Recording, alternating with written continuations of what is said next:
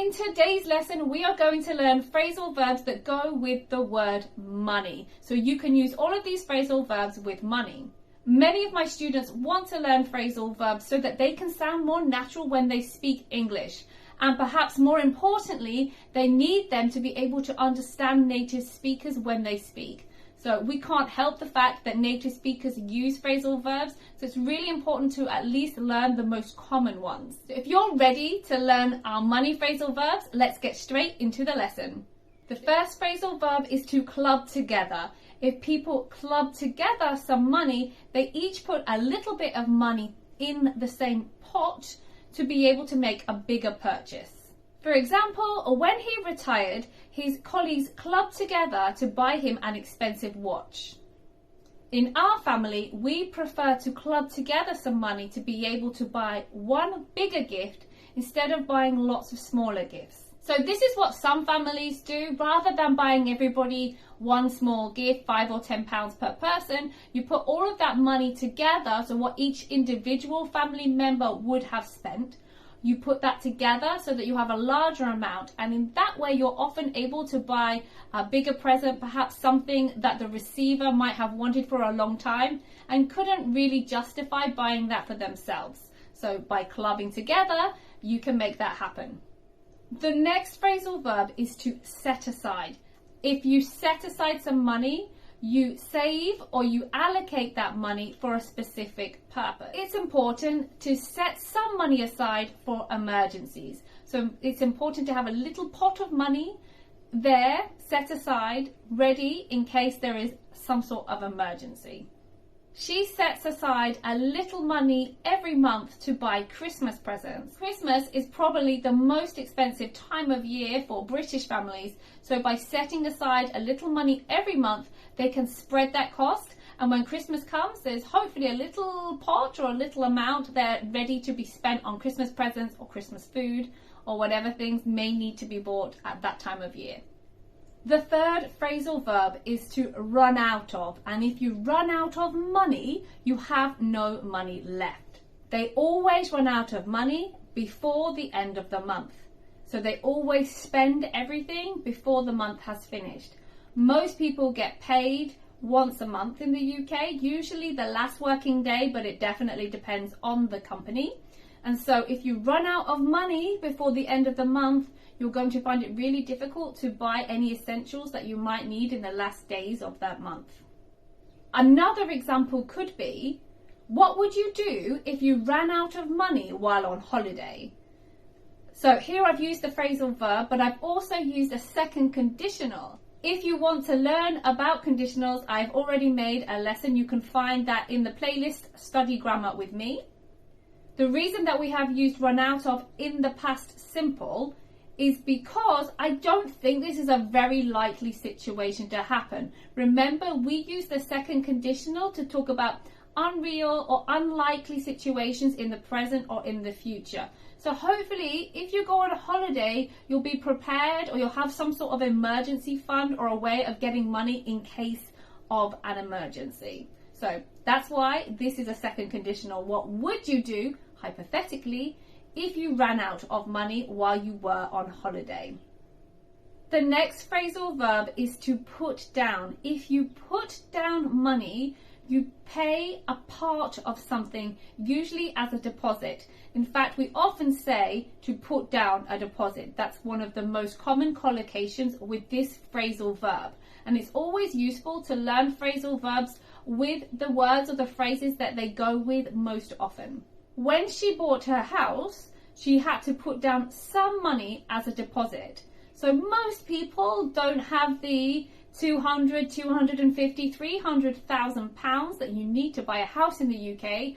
The most common thing is to put down a deposit, maybe 10 or 20%, still a lot of money, so you'll need to set aside money for many years in order to be able to put down that deposit.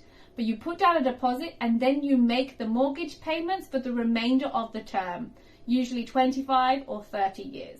But at the beginning, the bank will usually ask you to put down a deposit. Another example could be, how much money did you put down when you bought your car?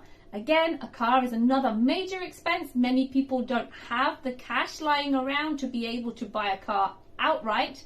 Outright means when you buy it without any loan. And so they put down a deposit, an amount, maybe £2,000 or £3,000, and then they take out a loan and they pay back the rest of the money over a number of months or years. The 8th phrasal verb is to pay back. And if you pay money back, you return the money that you borrowed from someone. Thanks so much for lending me £100. I promise I'll pay it back next month. Note how payback is a separable phrasal verb. Some phrasal verbs are separable and some are inseparable. When we use separable phrasal verbs, if we want to use a pronoun like it, then that needs to go in the middle between the verb and the particle. So we say pay it back. We can't say pay back it because pay back is a separable phrasal verb.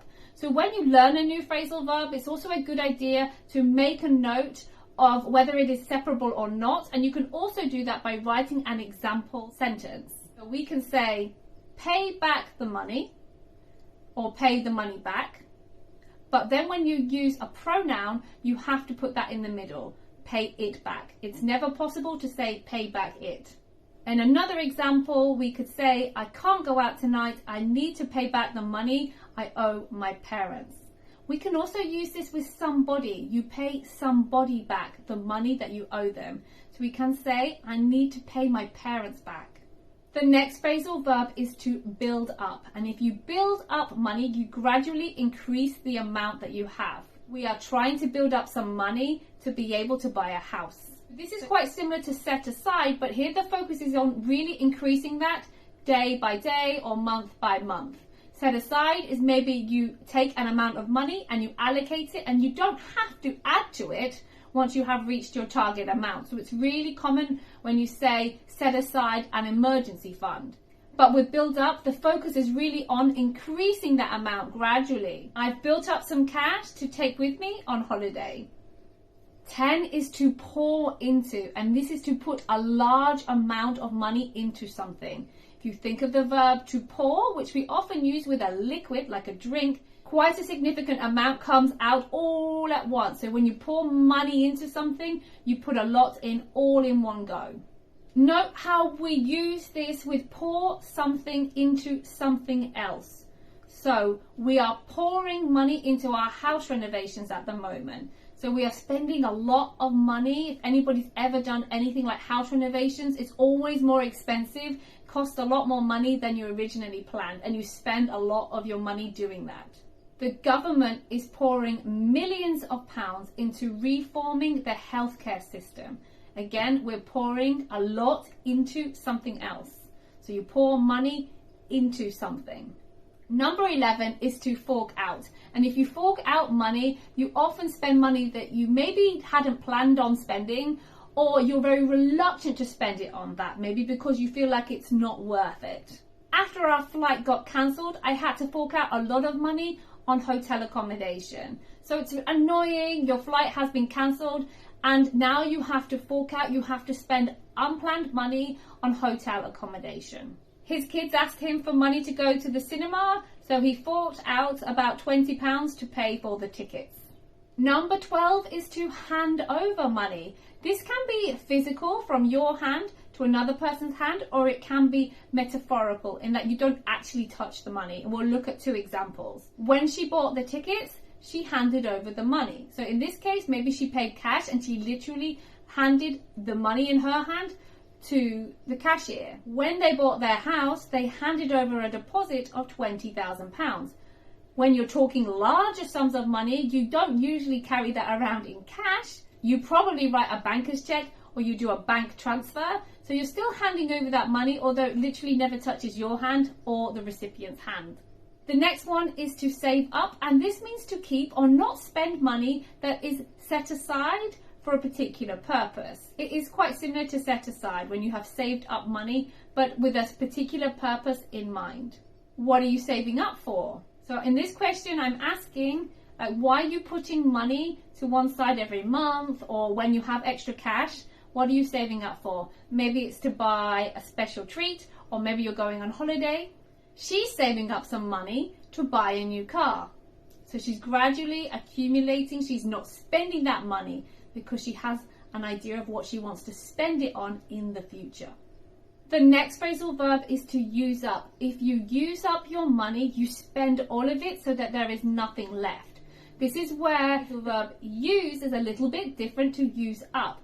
Up implies that you spend everything, whereas use means probably you spent some of your money. So we used some of our savings to pay for car repairs.